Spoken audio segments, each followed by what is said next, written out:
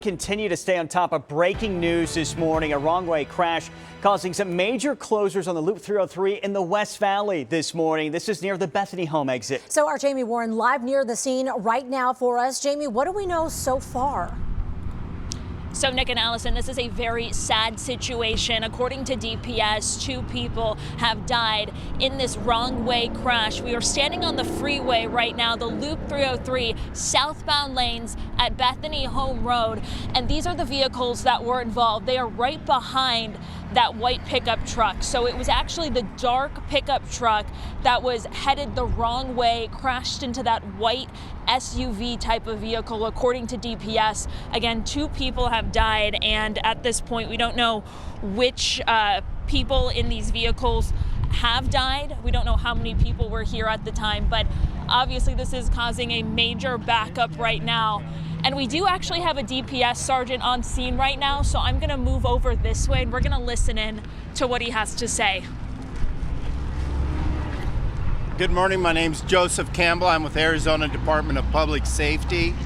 This morning at about 3:55 hours, we started getting reports of a wrong-way driver on State Route 303. It was reported northbound in the southbound lanes. About 2 minutes later, we got reports that it was now a collision. Troopers arrived on scene, ended up being a 2-vehicle crash. There are 2 fatalities. 1 person was transported to the hospital.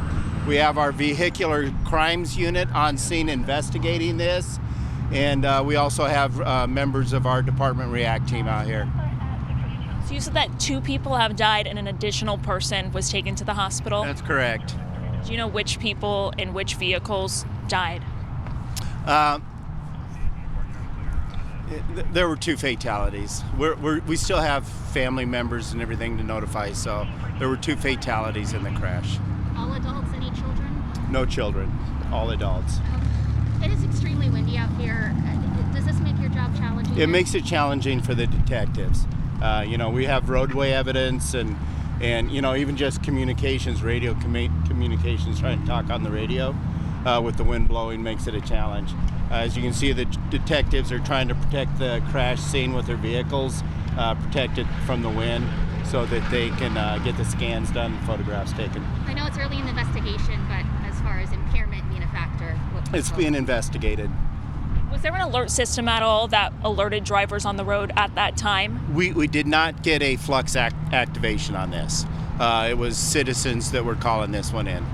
It's pretty dark, and as far as where you're getting people to exit off, how are you getting people detoured? And I'm Megan Thompson, tracking that breaking news. That was our Jamie Warren live on the scene, gathering some information from DPS regarding that deadly wrong way crash. We did just get some new information that you heard live with us here about that scene here on the Loop 303, the southbound lanes near Bethany Home Road.